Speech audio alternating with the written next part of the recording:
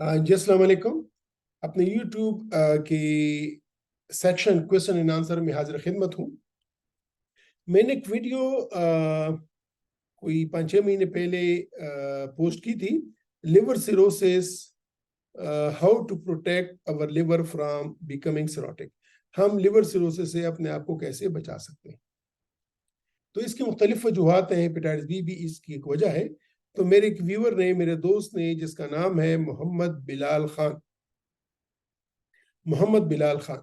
तो मोहम्मद बिलाल खान ने मुझसे सवाल किया है कि पश्तो में सवाल है कि सर मां यो तपोस कोलो चे द हेपेटाइटिस बी फाल फरेज दे खुराक के, कि वो ये पूछना चाह रहा है कि हेपेटाइटिस बी के मरीज को खुराक में क्या परहेज चाहिए।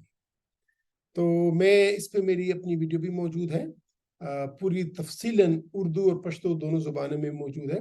पहले तो मेरी आपसे रिक्वेस्ट होगी कि आप वो मेरी वीडियो मेरे यूट्यूब चैनल पे ज़रा देख लें, तो आपको तमाम तफसीलन बातें मिल जाएंगी।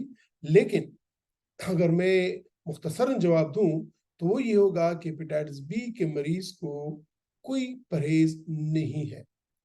हाँ, अगर हेपेटाइटिस बी के इनिशियल दिन है या एक्यूट हेपेटाइटिस बी जिसको बोलते हैं, कि जिसमें आंखें येलो हो जाती हैं, उल्टियां आती हैं और दिल खराब होता है, भूख खत्म हो जाती है, तो फिर उस वक्त तो ठीक है, हम कहते हैं कि बहुत ऑयली चीजें या बहुत सख्त चीजें, गोश्त वगैरह से चंद एक दिन परहेज करते हैं ताकि उल्टियां ना आए, पेट खराब ना हो।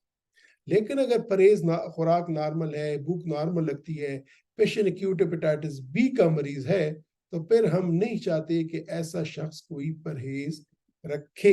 तो आपको कोई परहेज की जरूरत नहीं है। अगर आप क्रॉनिक हेपेटाइटिस बी के मरीज हैं, या जिसको दायमी हेपेटाइटिस बी कहा जाता है, तो उसमें तो बिल्कुल ही कोई परहेज नहीं है। नॉर्मल खुराक लें, नॉर्मल जो घर में पकता है, high caloric good protein diet आप लें। हाँ, स्मोकिंग से परहेज, हाँ, हर किस्म की, चाहे नस्वार है, स्मोकिंग है, शीशा है, इन तमाम चीज़ों से परहेज। अल्कोहल, जो बाहर की दुनिया में ये लोग अल्कोहल पीते हैं, शराब पीते हैं, उससे हम परहेज कराते हैं। और बाकी ऐसे कोई परहेज नहीं है। तो मोहम्मद बिलाल भाई, मुझे उम्मीद है कि आपको आपके सवाल का जवाब मिल गया होगा कि हेपेटाइटिस बी में कोई भी परहेज नहीं है। तो इजाज़त चाहूँगा आपसे, अपना ख्याल रखिएगा। खुदा हाफिज।